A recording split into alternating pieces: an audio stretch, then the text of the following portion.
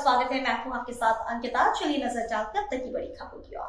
शाहपुरा क्षेत्र में फ्लाईओवर निर्माण और रेलवे ब्रिज की बदहाली के कारण उत्पन्न हुए यातायात संकट ने अब राजनीतिक तूल पकड़ लिया है। कांग्रेस पार्टी ने इस ज्वलंत समस्या और किसानों की मांगों को लेकर 4 अप्रैल 2026 को शाहपुरा तहसील कार्यालय के समक्ष विशाल धरना प्रदर्शन की घोषणा की। यातायात व्यवस्था का ध्वस्त होना, शाहपुरा में केथरा मोहल्ला स्थित रेलवे क्रॉसिंग पर बन रही फ्लाईओवर के कारण जबलपुर भोपाल राजमार्ग NH 45 को यातायात पूरी तरीके से प्रभावित है। हाल ही में 22 फरवरी 2026 को रेलवे ओवरब्रिज आरोपी का एक हिस्सा गिरने के बाद स्थिति और भी गंभीर हो गई। वर्तमान में सभी वाहनों को कृषि उपज मंडी के सकरी मार्ग से निकाला जा रहा है, जिससे दिन भर जाम की स्थिति बनी रहती है और दुर्घटनाओं का अंदेशा भी बना रहता है। प्रदर्शनकारियों ने प्रशासन के समक्ष निम्नलिखित 4 मांगे रखी है। फ्लाईओवर निर्माण की अवधि लगभग 2 वर्ष तक वैकल्पिक मार्ग के रूप में पौड़ी फाटक रेलवे क्रॉसिंग को तुरंत आम जनता के लिए खोला जाए।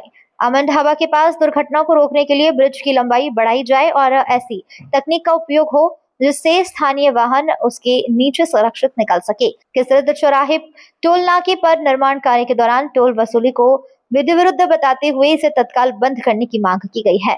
बदलते मौसम और किसानों की परेशानी को देखते हुए गेहूं की सरकारी खरीदी की प्रक्रिया जल्द से जल्द शुरू की जाए। क्षेत्रीय प्रशासन ने कहा कि निर्माण में लापरवाही बरतने वाली कंपनियों के खिलाफ कार्रवाई के संकेत दिए गए हैं और कुछ अधिकारियों को निलंबित भी किया गया है।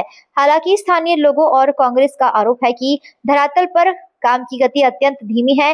कांग्रेस पार्टी ने स्पष्ट चेतावनी दी है कि यदि इन मांगों पर अविलंब कार्रवाई नहीं की गई तो आगामी दिनों में उग्र आंदोलन और चक्का जाम किया जाएगा। ज्ञापन दिया गया है रोड से संबंधित जो ब्रिज क्षतिग्रस्त हुआ है उसके लिए वैकल्पिक मार्ग और टोल संबंधित को जो ज्ञापन सौंपा है। क्या है सर पूरा मामला? देखिए, पौड़ी फाटक का जो ज्ञापन है उसके लिए पत्राचार हमारी तरफ से सर की तरफ से दिया गया है, तो हम इस पर आपको प्रोवाइड करवाएंगे।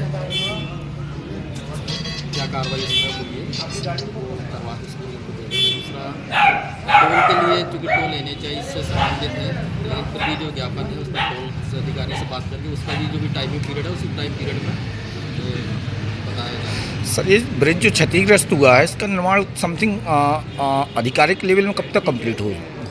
वैसे तो उसका जो प्रोग्राम बना है वो 60 दिवस का बना हुआ है जी, उसी में पूरा कंप्लीट करने के लिए कार्रवाई की जा रही है।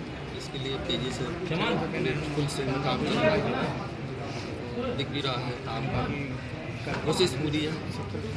बाकी इस वक्त धन्यवाद सर।